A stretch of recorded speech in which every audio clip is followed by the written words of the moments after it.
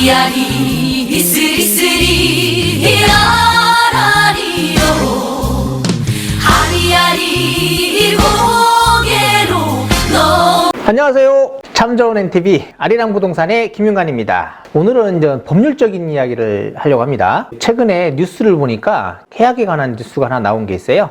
그 사례를 가지고 이야기하도록 하겠습니다. 제목은 해약금의 계약 그리고 위약금 계약에 관한 사례를 보도록 할 거예요. 자, 그 뉴스의 제목부터 보도록 하겠습니다. 제목은 이거였어요. 공동명의 아파트 남편 몰래 팔려다가 1억 4,500만 원 홀라당이라는 제목인데, 이게 땅 짚고 이지은 기자님이 이걸 쓴 거예요. 그래서 서초구의 한 아파트를 매매 계약하면서 일어난 사건이라고 합니다. 그래서 서울에 있는 아파트를 공동명의로 갖고 계셨어요. A와 B로 공동명의로 갖고 있었는데, 그 A라는 분이 아내고 B라는 분이 남편분인데, A가 남편분의 허락을 없이 매매 계약을 체결을 한 것 같아요. 남편 몰래 매도하였다가 그냥 계약도 이행하지 못해가지고 매수자한테 억대 배상금을 물어주게 된 사례입니다. 자, 하나하나 보도록 할게요. 자, 서울 서초구의 아파트 공동명의로 보유하고 있었습니다. 아내는 A씨고요. 남편은 B씨예요. 지분은 2분의 1씩 갖고 있었습니다. 그 물건을 이제 아내분이 공인중개사무실에 내놨겠죠. 그거를 이제 마침 C씨 매수인이 보고서 계약을 하게 됐습니다. 자, 계약을 하기 전에 보통 어떻게 합니까? 집을 보고 왔겠죠. 와고서 이제 마음에 드니까 가격도 마음에 있고 하니까 공인중개사분한테 이제 계좌를 달라 라고 했을 겁니다. 그래서 공인중개사분께서 문자 메시지에다가 이제 계약일, 중도금, 잔금일 등 계약 내용이 구체적으로 기입된 문자를 이제 A씨한테 발송을 했어요. 이때 이 공인중개사분이 A하고 B에게 각자 이 문자를 보냈으면 이런 일이 없었겠죠. 그런데 A씨한테만 보냈습니다. 당연히 A씨하고만 이야기를 계속 했었으니까 그럴 거고, 공동명의인데 A씨한테 보냈기 때문에 이런 일이 벌어지지 않았나라고 생각하고요. C씨는 A씨 계좌, 그러니까 매수인은 A씨의 계좌로 1억 4,500만 원, 이제 계약, 원래 매매 금액이 14억 5천만 원이에요. 그럼 그거의 10%, 보통 계약금은 보통 10%가 일반적인 관례잖아요. 그러다 보니까 10% 중에 일부라고 했는데 1억을 입금하신 거예요. 1억 원을 송금했습니다. 이제 문제는 이 매매가 됐다는 걸 남편이 알게 된 거예요. 이제 문제는 A씨가 남편 B씨의 동의 없이 아파트를 매물로 내놨다는 것. 근데 제가 볼 때는 이해를 할 수는 없어요. 매매하기로 얘기가 됐으니까 내놨겠죠. 일반적인 요 내용을 보니까 이게 가격이 올라가지고 이런 일이 발생했던 것 같기도 합니다. 매물로 내놨다는 거를 이제 몰랐겠죠. 일단은 여기서는 그렇습니다. B씨는 아내가 서초구 아파트를 매도하기 직전이라는 사실을 알자마자 공인중개사의 공동명의인 나에게, 그러니까 B씨를 말하는 거, 남편을 말하는 겁니다. 위임장을 받거나 전화를 통해 매도 의사 확인 절차를 밟지 않았다 이거예요. 그러니까 공인중개사 잘못이다 이거죠. 그러나 당연히 2분의 1 지분권자의 이야기 매물을 접수받아서 거기다 접수를 했습니다. 접수를 받아가지고 매도하고 계약금 넣은 거는 솔직히 조금 잘못은 잘못이에요. 왜냐면 2분의 1, 2분의 1이니까 다 확인을 했어야 맞기는 하죠. 그러나 이제 그걸 안 했다 그래서 계약을 무효를 주장했어요. 그러나 이거는 계약이 무효가 될 수가 없겠죠. 2분의 1 지분은 계약이 유효하고 2분의 1 지분에 대한 건 계약을 무효를 주장할 수는 있을 수도 있어요. 그러나 A가 B의 지분을 매입해서 C에게 넘겨주면 되는 겁니다. 그런 법적 절차가 있겠죠. 그게 좀 어려워서 그런 것뿐이지 계약이 무효라고 주장한 거는 잘못됐다라고 저는 생각을 해요. 일단 처음부터 소송에 실마리를 잘못 풀었다고 저는 생각을 합니다. 이건 그래서 2분의 1에 대한 것만 유효를 주장하고 2분의 1에 대한 것만 아니다라는 것을 해서 지분만 절차를 밟게끔 했어야 된다라고 저는 생각을 해요. 계약은 무효다라고 주장하면서 또 주장한 게 하나 있어요. 매수인이 아내의 계좌로 송금한 돈이 매매 대금의 10%에 못 미침으로 가계약일 뿐이다 라고 주장했어요. 이것도 잘못돼요. 그러니까 이분은 그 자체, 소송의 자체를 잘못 판단했어요. 계약의 무효는 일부 무효를 주장을 하셨어야 되고, 가계약일 뿐이라는 건 가계약일 뿐이 아닙니다. 계약은 정상적인 거예요. 10%가 되든 5%가 됐든 저는 상관없다고 생각합니다. 그래서 요거는 잘못 짚었다라고 저는 생각하고요. 주장을 했다는 겁니다. 이분이 B씨가 주장했다는 거예요. 그래서 A, B, C 부분은, 그러니까 A, B죠. 두 분은 C씨에게 받은 돈 1억 원에 손해배상금으로 해가지고 1,000만 원을 더해가지고 1억 1,000을 지급하겠다고 한 겁니다. 해제를 하자라고 했는데 CC가요, 매수인이 이 해제에 관한 거는 서로 동의를 한 것 같아요. 그래서 CC는 부부의 요청대로 매매 계약을 해제하겠다고 한 겁니다. 그러나 매도자 부부가 보낸 1억 1천에 대한 수령은 거절했어요. 왜 거절했냐면 본인은 1억 4,500, 계약금의 10%인 100, 1억 4,500. 그러니까 계약금이 1억 보냈잖아요. 그래도 계약금이 1억 4,500만 원이니까 그거에 대한 100, 1억 4,500만 원을 받아야 된다라고 주장을 하신 겁니다. 100%가 배상금이라는 CC 주장에 해가지고 그 손해배상에 대한 이견이 있을 수가 없겠죠. 합치가 안 되는 거예요. 그러다 보니까 소송까지 가게 됐습니다. 자, 여기서 보면 계약금을 이제 10%라고 이제 주장을 하고 있었고요. 계약금은 뭐 통상 10%입니다. 법적으로 가면 그거는 이제 변화가 될 수는 있어요. 조금 조율이 될 수 있다라는 거고. 그래서 계약금은 이제 아까 매도인 B씨가 주장하듯이 10%가 안 됐기 때문에 가계약이다. 이거는 이제 터무니없는 주장이라고 보고요. 법원은 CC의 소를 들어줬어요. 계약은 유효하고 가계약도 아니다라고 이제 주장을 받은 것 같아요. 그래서 CC와 A씨가 계약서를 작성하지는 않았지만 여기서 이제 이겁니다. 계약서를 작성을 하든 안 하든 간에 계약은 성사가 된 거예요. 계약이라는 건요, 서로 말로 주고받아도 의사 합치만 있으면 계약이 성사가 되는 겁니다. 근데 여기는 문자로 보냈어요. 공인중개사분이 증거를 딱 남겨놨잖아요. 그거에 대한 이야기를 이제 해보려고 그래요. 여기서 해약금하고 위약금에 관한 이야기를 나눠볼 거예요. 본격적으로. 뭐 문자에 보니까 매매 당사자, 목적물, 매매대금을 확정했고요. 계약금을 1억 4,500만 원으로 정했다라고 했는데 문자에는 1억 4,500만 원이라는 거는 없었어요. 그냥 10%, 계약금 10%라는 얘기는 없잖아요. 그렇기 때문에 요거는 뭐 조금 잘못됐다고 생각되고요. 정했으며 그중 일부를 송금했다면, 일부 1억 송금했죠? 네, 송금했다면 당연히 계약금을 전부 다 입금된 거 아니기 때문에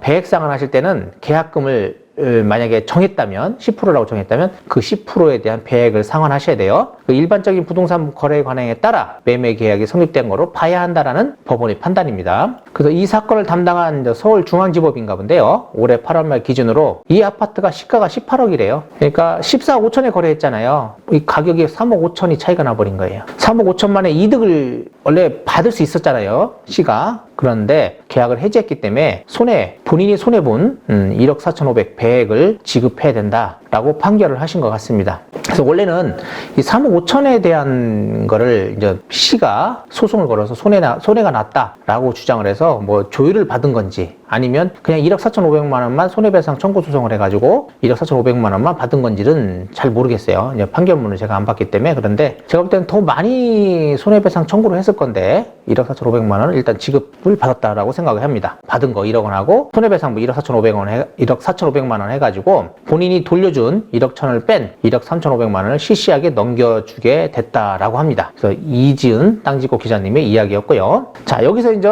위약금하고 해약금에 관한 이야기를 한번 해보도록 할게요. 자, 해약금하고 위약금은 서로 별개로 봅니다. 그래서 해약금 계약이라는 거는 저희들이 이제 계약서에 보시면 해약금 조항이 있어요. 5조인가? 부동문자 5조인가가 있습니다. 거기에 보면 만약에 계약을 해지하려면 매도인은 계약금의 배액을 상환해야 되고요. 매수인은 계약금을 포기하고 할 수 있다라는 내용이 있습니다. 그게 해약금 조항이에요. 그래서 해약금 조항에 의해서 당사자 합의하에 해약을 하면 그거를 돌려주고 포기하고 하면 끝나는 거예요. 원래 배액 상환하든지 아니면 매수인이 포기를 하든지 하면 해약금의 계약에 의한 계약이 해제가 되는데 그것이 안 되고 만약에 그냥 채무 불이행으로 인해 가지고 뭐 매도인이든 매수인이든 채무를 불이행하는 거예요. 계속적으로. 그러면 어느 누구 일방이 계약을 해제한 통보를 할 거 아니에요. 그럴 때는요. 위약금 조항이 없을 때는 그 계약금을 받은 돈을 돌려줘야 합니다. 그냥 돌려주고 본인이 손해본 금액만을 청구할 수 있는 거예요. 근데 그 입증하기가 굉장히 어렵잖아요. 그래서 위약금 조항을 넣게 되는데 일반 계약서 부동문자에 6조일 겁니다. 6조에는 위약금 조항이 있어요. 거기에 채무 불이행의 경우 금액을 계약금으로 하기로 한다라는 조항이 있습니다. 여기도 보면 채무 불이행의 경우에 채무자가 채권자에게 지급할 것을 약속한 금전으로서 위약금 지급에 관한 약정이다. 그래서 위약금 계약이 있는데 요거는 부동문자 5조, 요거는 6조에 명시되어 있는 걸로 봅니다. 그래서 요거 위약금 조항이 있다면 그 손해배상 금액이 그 금액으로 책정이 됩니다. 그래서 계약서에는 계약금을 위약금으로 하기로 한다라는 내용이 있습니다. 근데 여기서 이제 매도인 중에 남편분이 주장한 가계약이라는 이야기가 있어요. 근데 이 가계약이라는 게 뭐냐면 장차 계속될 매매계약의 교섭의 기초로 교부한 일종의 증거금을 말하는 거예요. 매매계약이 본계약이 체결되지 않을 경우에는 매매대금 중 계약금 일부의 지급에 가름하되 본계약이 성립하지 않을 경우에 반환될 것이 전제되는 금원인데, 이런 거는 이제 분양 같은 거 할 때 보면 분양사무실 미분양이라든지 뭐 이런 데서 이제 미분양이 났잖아요. 그러니까 손님들이 오시면은 요거 괜찮다라고 했는데 망설일 수가 있잖아요. 그러면 누가 가져갈 수 있으니까 한 100만 원이고 200만 원을 걸고, 그리고 가서 생각해 보시고 내일 만약에 안 하신다고 하면 돌려드릴게요. 뭐 이럴 때 쓰는 게 바로 이 가계약이라는 겁니다. 일반적인 계약으로 보시면 안 돼요. 그리고 법적 용어에도 가계약이라는 이야기는 없습니다. 그러니까 이걸 착각하시면 안 되고, 그 매도인 APC가 주장한 가계약이라는 이야기는 나올 수가 없는 얘기입니다. 만약에 가계약이라는 걸 뭐 있다라고 판사님이 얘기한다면 거기에 위약금 조항이 만약에 명시가 돼 있어요. 그럴 때는 뭐 아무리 가계약이라 하더라도 위약금 조항이 있을 때는 그대로 위약금을 지급을 해야 된다라는 겁니다. 그렇다면 어떻게 써야 되겠어요? 문자를요. 공인중개사분들이 문자를 보낼 때 여기에 위약금 조항을 하나를 명시를 하면 좋겠죠. 근데 여기는 위약금 조항이 없었습니다. 해약금 조항만 있는 거고요. 이분이 참 운이 좋아요. C씨가. 원래는 제가 볼 때는 지금 금액이 안 올랐다면 손해배상부 이만큼 못 받았어요. 왜냐면 손해 입증할 수가 없잖아요. 그러면 그냥 계약이 끝났을 겁니다. 왜냐면 계약 해지하기로 서로 간에 합의가 됐기 때문에 뭐 가격이 오르지 않고 그 가격이다. 그냥 그대로 14, 5천, 15 이렇게 됐다면 손해배상금을 그만큼 받을 수 없었겠죠. 근데 운이 좋게도 가격이 많이 올랐어요. 그렇기 때문에 손해 금액을 입증할 수 있었기에 그 금액을 받은 거고요. 위약금 조항이 없었다면 원래는 못 받는 게 맞습니다. 그래서 위약금 조항을 꼭 명시하셔야 되고요. 그리고 또 하나 위약벌 조항이라는 게 있어요. 요즘같이 계약을 했는데 뭐 가격이 떨어졌다든지 아니면 가격이 뭐 급격하게 올라간다든지 할 때 이 계약 파기가 많잖아요. 그럴 때 이 계약을 파기하기가 싫다라고 하면 특약사항에다가요 하나를 명시하시면 돼요. 본 계약은 계약을 해지할 수 없는 계약이다 라는 걸 명시하시고, 만약에 해지를 하게 된다면 위약금으로 얼마를 지급하기로 한다는 금액을 아예 확정져 버리는 겁니다. 그리고 이제 위약벌이라는 게 있는데, 위약벌은 뭐냐면 제가 만약 3월달까지 이걸 팔아야 돼요. 이 집을 팔아야 되는데 만약에 못 팔게 되면 양도세가 한 5억 나와요. 그때까지 못 팔게 되면. 근데 이분이 한다고 해놓고 그 기간을 넘길 수 있잖아요. 그 중간에 계약을 해지해서 내가 못 팔 수도 있는 거고요. 그랬을 때 그 손해배상금을 미리 정해놓는 거예요. 만약에 네가 그날까지 못 가져갔을 경우에는 나에게 위약금으로 5억을 지급하겠다라는 위약벌 조항을 넣어버리는 겁니다. 그럴 때는 꼭 명시를 해줘야 돼요. 무슨 이유인지. 양도세. 만약 그날까지 처분을 못했을 경우에는 양도세가 5억이 넘게 나오므로 그거에 대한 손해배상비는 매수인이 물어주기로 한다. 위약금으로 물어주기로 한다. 그래서 위약벌로 그거를 명시해야 됩니다.